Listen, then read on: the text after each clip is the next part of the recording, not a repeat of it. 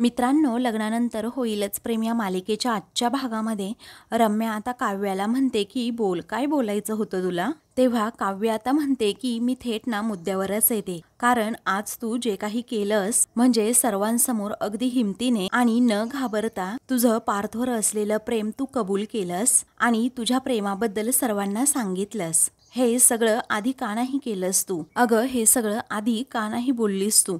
अगं, ऐन मांडवातनं ताईला किडनॅप केलं गेलं तेव्हा सर्वांसमोर तू का नाही बोललीस हे? अगं रम्या, तेव्हा जर तू हे बोलली असती तर नको असलेल्या नात्यात मी आज अडकले नसते। अगं, सगळं घडून गेल्यानंतर तू आज बोलतीये हे सगळं, आता काय मिळणार आहे तुला? असं म्हणून ती रम्याला सारखा सारखा जाब विचारू लागते। अगोदर का नाही बोललीस रम्या तू? अगोदर का नाही बोललीस? तेव्हा काव्याच्या बोलण्याचा रम्या आता विचार करू लागते। इकडे पार्थ हा त्याच्या रूममध्ये येतो आणि काम करत बसलेला असतो। तस नंदिनी आता तेथे येते आणि दार नॉक करते। तेव्हा तो म्हणतो या। मग आता तो उठून उभा राहतो आणि मागे पाहतो तर नंदिनी असते। मग नंदिनी त्याच्याजवळ येऊन उभी राहते। तेव्हा तो आता जरा गडबडतो आणि म्हणतो काव्या नाही आहे रूममध्ये। त्यावेळी ती म्हणते नाही, मला तुमच्याशीच जरा बोलायचंय। तेव्हा तो आता म्हणतो बोला।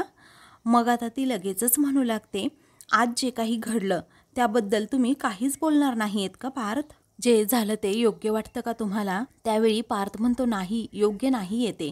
मग त्यावरती नंदिनी विचारते तुम्ही मग काहीच बोलला का नाहीत त्या गोष्टीवर? आणि म्हणून मी तुमच्याशी इथे बोलायला आले। तेव्हा पार्थ लगेचच म्हणतो काही वेळा आपली नाराजी न बोलून सुद्धा दाखवता येते। त्यावेळी नंदिनी म्हणते की आपल्या गप्प बसण्याला जर समोरचा माणूस आपला सपोर्ट समजत असेल तर मग काय करायचं? कारण तुमच्या अशा ह्या गप्प बसण्याचा रम्याने चुकीचा अर्थ घेतला असेल तर हे पहा पार्थ, दरवेळी विरोध हा बोलून दाखवला पाहिजेच असं नसतं, पण असं प्रत्येक वेळी गप्प राहणं बरं नाहीये। त्यावेळी पार्थ आता म्हणतो याविषयी मी रम्याशी बोललोय आणि अजून एकदा बोलतो। मग लगेचच आता नंदिनी विचारते काव्याशी? कारण आज जे काही झालं त्या सगळ्यामुळे काव्याला काय वाटलं असेल? हो, मला माहित आहे काव्याला हे लग्न मान्य नाहीये आणि असं काही जर समोर दिसत असेल तर 2 पावलं पुढे जाण्याऐवजी ती ना 4 पावले मागे येईल। तेव्हा पार्थ विश्वासाने सांगतो असं काहीही होणार नाहीये। त्यावरती नंदिनी म्हणते हे पहा पार्थ, आत्तापर्यंत तुमच्या हे नक्कीच लक्षात आलं असेल की काव्या ही खूप मनस्वी मुलगी आहे। तिला ज्या पद्धतीने लग्नाला उभं केलंय त्या ट्रॉमामधून, त्या धक्क्यामधून ती अजूनही सावरली नाहीये आणि त्यात तिला जर हे समजलं की या घरामध्ये अजूनही अशी एक मुलगी राहते जिचं तुमच्यावर खूप प्रेम आहे तर ती हसत हसत तुमचं नातं हे रम्याला सोपवेल। तेव्हा पार्थ हा धक्क्यानेच नंदिनीकडे पाहू लागतो। मग त्यावरती तो विश्वासाने सांगतो की असं होणार नाहीये आणि मी तरी असं होऊ देणार नाहीये। नंदिनी ही पार्थकडे पाहतच राहते। दुसरीकडे काव्या ही रम्याला विचारते अगं बोल ना रम्या, अगोदर का नाही सांगितलं? तेव्हा रम्या म्हणते अगं काय बोलतीस तू काव्या? अगं फक्त पेपरामध्ये मी बातमी द्यायची राहिले होते की मी रम्या शितोळे, माझं पार्थवर प्रचंड प्रेम आहे आणि माझं त्याच्याबरोबरच लग्न करून द्या म्हणून, आणि तू म्हणतीयस की मी सांगितलं नाही? अगं तुला काय माहितीये ग काय झालं होतं ते? अगं माझ्या पार्थसाठी, माझ्या प्रेमासाठी ना मी 2 वेळा जीव देण्याचा प्रयत्न सुद्धा केला आहे। असं म्हटल्याबरोबरच काव्याला मोठा धक्का बसतो। अगं मला जेव्हा समजलं ना काव्या की पार्थ हा एंगेजमेंटसाठी तयार झालाय तेव्हा गोळ्या खाऊन मी स्वतःला संपवण्याचा प्रयत्न सुद्धा केला। तेव्हा आता एंगेजमेंटचे सर्व क्षण आता काव्याला आणि रम्याला आठवत असतात की पार्थ तेव्हा तिथून गेला होता एंगेजमेंटच्या क्षणीच। मग त्यानंतर रम्या म्हणते की कुणीही मला मरू दिलं नाही आणि ज्या दिवशी एंगेजमेंट होती ना त्याच दिवशी माझी आई खोटं बोलून मला फार्म हाऊसला घेऊन गेली। घरातील कुणीच मला सांगितलं नाही की पार्थची एंगेजमेंट आहे म्हणून, सगळं काही माझ्यापासून लपवून करत होते। अगं तिथे फार्म हाऊसवर गेल्यानंतर मला समजलं की पार्थची एंगेजमेंट आहे आणि म्हणून माझी आई मला तिकडे घेऊन गेली आहे। आणि जेव्हा मला ही गोष्ट समजली ना तेव्हा मला खूप मोठा धक्का बसला। त्या धक्क्यातून मी कधीही सावरणार नव्हते हे मला माहीत होतं आणि म्हणूनच मी बंद खोलीमध्ये स्वतःला पेटवून घेण्याचा प्रयत्न केला। आता असं रम्या म्हटल्याबरोबरच काव्याच्या पायाखालची जमीनच सरकते की स्वतःच्या खऱ्या प्रेमासाठी ही काय काय करतीये। तेव्हा काव्या आता धक्क्यानेच विचारते काय रम्या? मग रम्या म्हणते हो, त्याची स्वतःची एंगेजमेंट सोडून तो मला वाचवण्यासाठी तिकडे फार्म हाऊसवर आला होता आणि खिडकीची काच तोडून त्याने मला वाचवलं। आणि त्याच्या हाताला लागलं सुद्धा होतं. त्याचा हात अक्षरशः रक्तबंबाळ सुद्धा झाला होता. तेव्हा काव्याला सगळं काही आठवतं की कशा प्रकारे जेव्हा माझ्या ताईची एंगेजमेंट होती त्याचवेळी पार्थ नेमके निघून गेले होते आणि पुन्हा जेव्हा आले तेव्हा ताई त्यांच्या बोटामध्ये अंगठी घालणार होती तर त्यांचा हात पूर्णपणे रक्तबंबाळ झाला होता. काव्या पूर्ण शॉकमध्ये असते आणि ती विचारते, म्हणजे पार्थ हे ताईबरोबरची एंगेजमेंट सोडून तिकडे आले होते का तुला वाचवायला?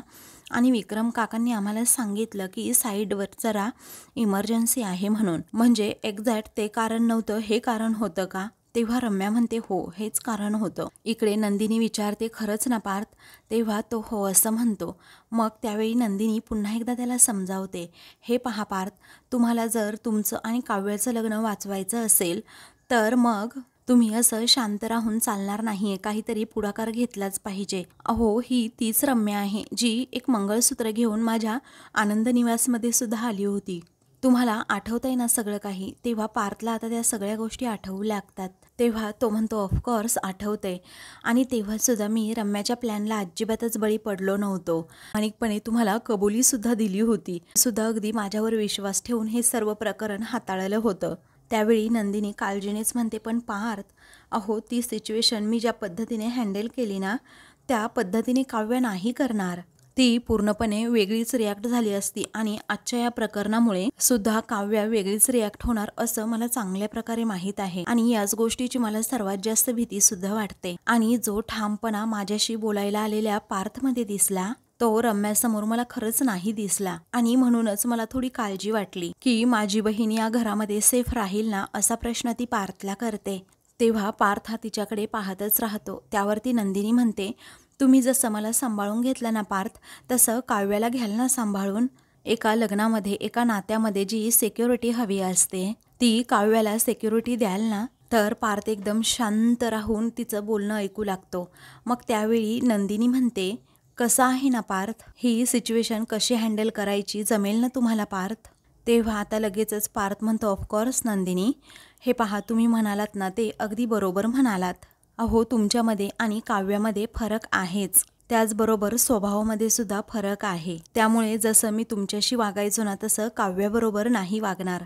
आणि तुम्हाला एक सांगू नंदिनी, आयुष्याची गाडी जर पुढे न्यायची असेल तर कुणा एकाला ड्रायव्हिंग सीटवर हे यावंच लागतं. तुमच्या आणि जीवाच्या नात्यामध्ये तुम्ही ड्राईव्ह करताय आणि माझ्या व काव्याच्या नात्यामध्ये मी ड्राईव्ह करतोय आणि मी कधीही ॲक्सिडेंट हा होऊ देणार नाही. तेव्हा नंदिनी आता पार्थकडे हसतच पाहत राहते, कारण त्याच्या डोळ्यामध्ये पुन्हा तो कॉन्फिडन्स तिला दिसतो.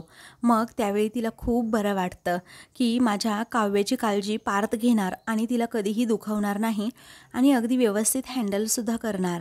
पुढे तो म्हणतो की आणि आता काव्या माझी बायको आहे, त्यांच्याशी काय कसं वागायचं आणि हे मला चांगलंच माहीत आहे. तेव्हा नंदिनी आता पुन्हा एकदा हसत त्याच्याकडे पाहते, तिला आनंद होतो. तेव्हा पार्थ आता म्हणतो, नंदिनी यावेळी मी तुम्हाला अजिबात निराश नाही करणार. त्यावेळी आता नंदिनी पुन्हा एकदा त्याच्याकडे पाहते आणि म्हणते, सॉरी हां, माझ्या बोलण्याचा जर राग आला असेल तर I am really very sorry. तेव्हा तो म्हणतो, नाही, मला तुमच्या बोलण्याचा अजिबात राग आलेला नाही. मला माहीत आहे ती तुमची बहीण आहे, तिची तुम्हाला काळजी आहे, पण आता ती फक्त तुमची बहीण नाहीये, त्या आता काव्या पार्थ देशमुख आहेत. आता काव्या माझी बायको आहे आणि माझ्या काव्याची काळजी घ्यायला मी खंबीर आहे. तेव्हा नंदिनी आता खूप खुश होते आणि थँक्यू असं पार्थला म्हणते. मला ना हेच ऐकायचं होतं, तुमच्याशी थेट बोलले ना माझ्या सर्व शंकाच मिटल्या. ठीक आहे, येते हा मी, असं म्हणून नंदिनी आता तेथून जाते. आता काव्याला कसं सांभाळून घ्यायचं याचा पार्थ हा विचार करत असतो. दुसरीकडे रम्या आपल्या मनातील पार्थवर असणारं प्रेम काव्यासमोर व्यक्त करते आणि म्हणते, एक सुद्धा असं मंदिर नाही जेथे मी पार्थ मला मिळू दे यासाठी नवस बोलले नाही. प्रत्येक मंदिरात मी गेले आहे आणि पार्थसाठी नवस बोलले आहे आणि देवासमोर दिवासुद्धा लावला आहे. मला पार्थच नवरा म्हणून हवा आहे, मी अनेक ठिकाणी सुद्धा बोललेले आहे. रम्याचं पार्थवरील हे अथांग प्रेम पाहून आता काव्या तर एकदम शॉक होऊन जाते आणि तिच्या डोळ्यात सुद्धा पाणी येतं. त्यानंतर आता काव्याला सुद्धा आठवतं की कशाप्रकारे दर सोमवारी आम्ही दोघेही म्हणजे जीवा आणि मी तिथे शंकराच्या मंदिरामध्ये जायचो आणि त्याचबरोबर खूप दिवे लावून असे पाण्यात सोडायचो, एकमेकांसाठी प्रार्थना करायचो. आम्ही दोघेच आयुष्यभर एकत्र राहू देत यासाठी प्रार्थना करायचो. मग आता हे आठवल्यानंतर सुद्धा काव्याला वाईट वाटतं. त्यानंतर रम्या म्हणते, ये इकडे मी तुला दाखवते.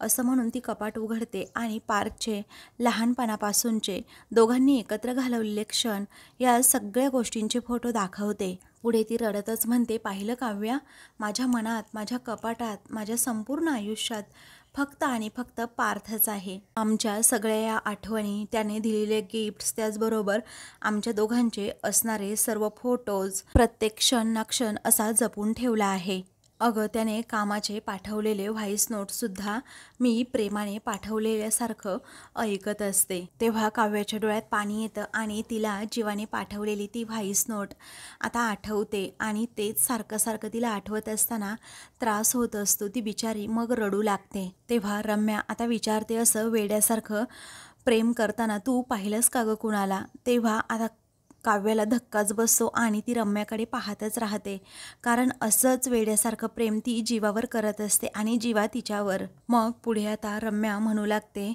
की आपण एखाद्यावर जीव ओवाळून टाकावा आणि त्याला आपल्याबद्दल काहीच वाटू नये, यासारखी दुसरी वाईट गोष्ट कोणतीच नसते काव्या. तेव्हा काव्याला सुद्धा आठवतं की लग्नानंतर जेव्हा मी टेरेसवर जीवाला बोलवलं होतं तेव्हा मी म्हटलं होतं त्याला की मी सर्वांना सांगेन आपल्या प्रेमाबद्दल, पण जीवाने असं केलंच नाही. तो म्हणाला, सांग, मी सर्वांसमोर मान्य करेन की असं आमचं काही नव्हतंच आणि मी तर हिला अगोदर ओळखत सुद्धा नव्हतो. हे सगळं आठवल्यानंतर काव्या रडू लागते. मग पुढे आता रम्या म्हणू लागते, आपलं एखाद्यावर एवढं प्रेम आहे, हे आपण अजून कशा प्रकारे सांगायचं, अजून काय करायला हवं होतं सांग ना मला तू काव्या. त्यावेळी आता काव्या म्हणते, आमचं लग्न होण्या अगोदर तू हे सगळं सांगायला हवं होतं रम्या. अगं, का नाही बोललीस तू? त्यावेळी रम्या म्हणते, अगं रागाच्या भरात, कारण मी तेथून निघून गेले होते. असं म्हणून ती रडते आणि म्हणते, आपलं ज्याच्यावर प्रेम असतं त्याचं लग्न स्वतःच्या डोळ्यांनी बघणं म्हणजे स्वतःचं मरण बघण्यासारखं असतं. अगं काव्या, मी नसते बघू शकले पार्थचं लग्न. अगं, तेच चुकलं माझं. जर तेव्हा मी तिथे थांबली असते आणि तेव्हाच हिंमत दाखवलीच असती आजच्यासारखी, तर पार्थच्या बायकोसमोर असं रहडगाणं गायची वेळ आली नसती माझ्यावर. असं म्हणून रम्या आता खूपच रडू लागते. तेव्हा काव्याला सुद्धा तिच्याबद्दल खूप वाईट वाटतं, कारण काव्याच्या मनात सुद्धा अजूनही जीवा असतो आणि तो आता आपलं एकमेकांवर प्रेम आहे हे सांगण्यासाठी नकार देत असतो आणि याच गोष्टीचा काव्याला त्रास होत असतो आणि म्हणूनच ती रम्याला म्हणते, शांत हो रम्या, शांत हो. अगं, हे सगळं तू बोलत असताना तुला किती त्रास होतोय ना हे कळतंय मला. तुझा त्रास हा समजू शकते मी. रम्या आता लगेचच काव्याकडे पाहते आणि शांत होत विचारते, कसं? अगं, कसं समजू शकतेस ग माझं दुःख? असं माझ्यासारखं जीव तोडून तू प्रेम केलंयस का कधी? आणि नकार असा पचवलाय का? नाही ना. असं म्हणून ती काव्यालाच जा विचारू लागते. काव्याला आता तिच्या मनातील दुःख पटकन व्यक्त करता येत नाही, पण तिच्या मनात काय काय चालू आहे हे तिलाच माहीत असतं की कशाप्रकारे जीवाने माझ्या प्रेमासाठी नकार दिला. त्यावेळी रडतच रम्या म्हणते, तू असा नकार पचवला नाही ना, म्हणून तू माझं दुःख असं समजू शकत नाही काव्या. अगं, ज्या माणसावर 25 वर्ष स्वतःला विसरून प्रेम केलं, त्याच माणसाला असं दुसऱ्या बाईबरोबर पाहून मनाची किती तडफड होते ना, हे तुला नाही समजणार काव्या. तेव्हा काव्या आता खूप रडते आणि म्हणते, प्रेम हे फक्त प्रेमच असतं, मग ते 25 वर्षांचं असो किंवा 1 वर्षांचं असो. आपलं ज्या व्यक्तीवर प्रेम आहे ना रम्या, ती व्यक्ती आपल्याच समोर जेव्हा दुसऱ्या कुणाबरोबर तरी संसार करते ते बघून खूप त्रास होतो रम्या. असं ती आता जीवाबद्दलच बोलत असते. अगं, कळतंय मला रम्या, तुला नक्की काय म्हणायचंय ते. त्यावेळी रम्या रडतच विचारते, तुला कसं कळणार आहे ग काव्या? अगं, तुला नाही कळणार माझं दुःख काव्या, कारण तुझं प्रेम असणारी व्यक्ती तुझ्यासमोरच असं दुसऱ्या कुणासोबत तरी संसार करणारी नाहीये. तेव्हा हे ऐकून आता काव्यालाच मोठा धक्का बसतो आणि ती आता रम्याकडे पाहतच राहते. आता आपल्या मनातील दुःख व्यक्त करत रम्या ही तेथून जाते, तर काव्या रडत राहते. त्यानंतर आता माझ्या मनात नक्की काय काय दुःख आहे ना, कुणालाच समजणार नाही रम्या. अगं तुझ्या मनात काय सुरू असेल ना त्याच वणव्यातून मी रोज जातीये. अगं ज्यामध्ये तू जळतीयस ना तशी मी सुद्धा जळतीये, कारण माझा जीवा माझ्यासमोरच संसार करतोय आणि तेही माझ्या सख्ख्या बहिणीबरोबर. असं म्हणून ती रडत असते आणि म्हणते की मी सुद्धा सुद्धा रोज मरतीये. असं म्हणून आता तिला जीवाची खूप आठवण येत असते. तर दुसरीकडे आता पार्थ हा रूममध्ये असतो आणि पाणी पित असतो. तेवढ्यातच आता काव्या तेथे येते. तर पार्थ लगेचच पाण्याचा ग्लास खाली ठेवतो आणि काव्याला विचारतो अगदी हक्कानेच की कुठे गेला होतात. मग आता काव्या रागातच म्हणते हिम्मत असेल ना तर ऐकाच आता. मी ना रम्याला भेटायला गेले होते. हे ऐकून आता पार्थला धक्काच बसतो. तेव्हा तो रागातच आता लगेच तिला विचारतो ज्या मुलीचं नाव ऐकायची तुमची हिम्मत नाहीये, इच्छा नाहीये, मग त्या मुलीच्या रूममध्ये तरी कशाला जायचं उगीच, असं तो आता तिला जाब विचारतो. मग आता काव्या गप्प बसते, काहीही बोलत नाही. तेव्हा पार्थ पुन्हा विचारतो काय काम होतं आणि काय बोलायचं होतं. तेव्हा काव्या आता जरा ओरडूनच त्याला म्हणते की तुमचं आणि तिचं लग्न का नाही झालं हे विचारायचं होतं मला तिला. तेव्हा पार्थला मोठा धक्काच बसतो आणि तो रागातच काव्याकडे पाहतो आणि तिला विचारतो आर यू सिरियस. मग आता ती म्हणते येस आय एम सिरियस. अहो पार्थ तुम्हाला समजतंय का, ती घरातील सर्वांसमोर पाहुणे मंडळींसमोर तिचं तुमच्यावर असणारं प्रेम हे कबूल करत होती. अहो तिने सर्वांसमोर सांगितलंय पार्थ की तिचं तुमच्यावर किती म्हणजे किती प्रेम आहे ते. मग पार्थला आता हे ऐकवतच नाही. तेव्हा काव्या लगेचच म्हणते अहो आयुष्यभर ती बिना लग्नाची राहील परंतु कुणाबरोबर कधीही लग्न करणार नाही अशी शपथ तिने घेतलीये. अहो याचा अर्थ समजतोय का तुम्हाला, गेली 25 वर्ष ती तुमच्यावर अगदी नितांत प्रेम करतीये. अगदी लहानपणापासून तिला फक्त आणि फक्त तुम्हीच आवडता. तिला तुमच्या सर्व आवडीनिवडी माहीत आहेत. तिने तुमच्याकडे नुसतं बघितलं ना तरीही तुमच्या मनात काय चालतं ना हे तिला अगदी व्यवस्थित माहीत आहे. तुमच्या हसण्यामध्ये जिला तिचा आनंद सापडतो अशा मुलीशी तुम्ही का नाही केलत लग्न, असा जाब ती आता पार्थला विचारते. त्यावेळी आता पार्थ म्हणतो रम्याकडे पाहून मला कधीही म्हणजे कधीही जोडीदाराच्या फिलिंग्स आल्याच नाहीत आणि म्हणून मी लग्न नाही केलं तिच्याबरोबर आणि ते फिलिंग मला फक्त नंदिनीकडे पाहून वाटलं होतं. त्यावेळी आता काव्या विचारते मग का नाही थांबलात तुम्ही नंदिनी ताईसाठी. तेव्हा लगेचच आता पार्थ विचारतो लग्नामध्ये परिस्थिती काय होती हे तुम्हाला माहिती आहे ना, पाहिलंत ना तुम्ही. अहो गावकरी जाळपोळाच्या भाषा करत होते. माझ्या आईच्या डोक्यावर ग्लास फुटला होता. तुमचे आईवडील येऊन माझ्यासमोर हात जोडून उभे होते. तुमच्या मामाच्या मुलीचं लग्न मोडत होतं आणि म्हणून आपण लग्न केलंय. तेव्हा काव्या आता जोरातच ओरडून विचारते पण त्याच वेळी तुम्हाला रम्याबरोबर लग्न करण्याचा चान्स होता की नाही पार्थ. तुम्ही माझ्याशी लग्न का केलंत. अहो तेव्हा जर तुम्ही रम्याला एक फोन जरी केला असताना तरीही ती धावत पळत इकडे येऊन तुमच्याबरोबर लग्नासाठी उभी राहिली असती. तिला किती आनंद झाला असता. अहो तुम्ही तर डायरेक्ट मला बळीचा बकरा बनवलात. तुम्ही काही एफर्ट्स घेतले नाही पार्थ. तुम्ही डायरेक्ट मला तेथे लग्नासाठी उभं केलं पण मी अडकले नाही या सगळ्यामध्ये. अहो तुम्ही तेव्हा जर तेथे रम्याबरोबर लग्न केलं असतं तर रम्याला तिच्या मनात असणारा जोडीदार मिळाला असता. तिचं स्वप्न पूर्ण झालं असतं आणि तुम्हाला सुद्धा एक समंजस आणि प्रेमळ बायकोसुद्धा भेटली असती. कारण रम्याला या घरची सवय आहे आणि या घराला सुद्धा रम्याचीच सवय आहे. सगळं काही सॉर्ट झालं असतं ना. खरंच ही चूक घडलीच नसती पार्थ. मग आता पार्थ हा काव्याकडे पाहतच राहतो. त्यावेळी आता काव्या म्हणते ते काही नाही पार्थ, अजूनही वेळ गेलेली नाहीये. हे पहा पार्थ, तुम्ही मला डिवोर्स द्या आणि सरळ रम्याबरोबर लग्न करा. तेव्हा पार्थला मोठा धक्काच बसतो आणि तो लगेचच काव्याला जाब विचारतो तुम्ही काय बोलताय, काय विचार करताय, कळतं का तुमचं तुम्हाला. मग काव्या आता लगेचच म्हणते की हो मला सगळं काही कळतंय. असं म्हणून ती बडबड करू लागते की काही अवडंबर करायची गरज नाही आहे, काही मोठा समारंभ करण्याची गरज नाही आहे, काही जेवणावळ घालण्याची सुद्धा गरज नाही आहे. तुम्ही दोघे आणि घरचे बस झालं, बाकी अजून कोण लागतंय, मी स्वतः तुमच्या लग्नाची गाठ बांधेन. हे ऐकून आता पार्थला धक्का बसतो. त्याला काव्याचं बोलणं आवडत नाही. तेव्हा तो रागातच विचारतो तुम्हाला काही कळतं का, तुम्ही नक्की काय बोलताय आणि काय बडबड करताय, स्टॉप इट. मग आता लगेचच काव्या म्हणते की ऐकून घ्या जरा माझं. ज्या व्यक्तीचा या लग्न संस्थेवर असा नंदिनीताईसारखा विश्वास आहे ना, त्यांनी असंही डोळे झाकून खुशाल करावीत ना लग्न. मी कुठे अडवलंय त्यांना. ज्यांना असं वाटतं ना, दोन अनोळखी माणसं एकत्र येऊन एकमेकांना त्यांच्या नात्यांना संधी देतात आणि नवरा बायकोचं छान असं मित्रमैत्रिणीचं बॉन्ड क्रिएट करू शकतात, त्यांनी ना नक्की करावं लग्न. पण मी तशी नाहीये, मला नाही जमत तसं करायला. माणसाला व्यवस्थित ओळखावं लागतं, व्यवस्थित समजून घ्यावं लागतं, तरच मी त्या माणसाला माझा नवरा मानू शकते. पण आपल्यामध्ये खरंच नाही घडलं तसं काही आणि घडूही शकत नाही. त्यामुळे हा तिढा कधीही सुटणार नाही पार्थ. आणि मी तुम्हाला माझा नवरा कधी म्हणजे कधीच मानू शकत नाही असं ती स्पष्टपणे पार्थच्या तोंडावर सांगते.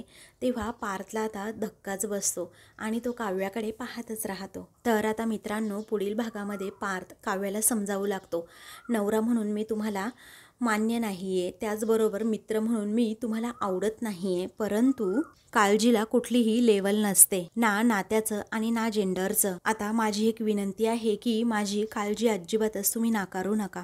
तेव्हा काव्या पार्थकडे पाहतच राहते. तर दुसरीकडे आता मानिनी ही खूप चिडलेली असते आणि रम्याच्या रूममध्ये जात तसंच रम्याच्या कपाटात जे काही पार्थचे फोटोज, त्याने दिलेले गिफ्ट्स असतात ना, ते अशी बेडवर टाकते. तेव्हा मामी काय करते तू, तुला कळतं का, असं आता लगेचच रम्या विचारते. तेव्हा आता तू आज जे काही हे बोलली आहेस ना, ते आता बस झालं. आज जे काही केलं ना तू, ते आता सहन नाही होत आम्हाला. त्यामुळे इथून पुढे जर पुन्हा काही वेडेपणा केला तर तू घराच्या बाहेर असशील, अशी धमकीच आता मानिनी रम्याला देते. तेव्हा रम्याला मोठा धक्काच बसतो. अशाच मालिकेंचे पुढील भाग पाहण्यासाठी चॅनलला सबस्क्राईब करा.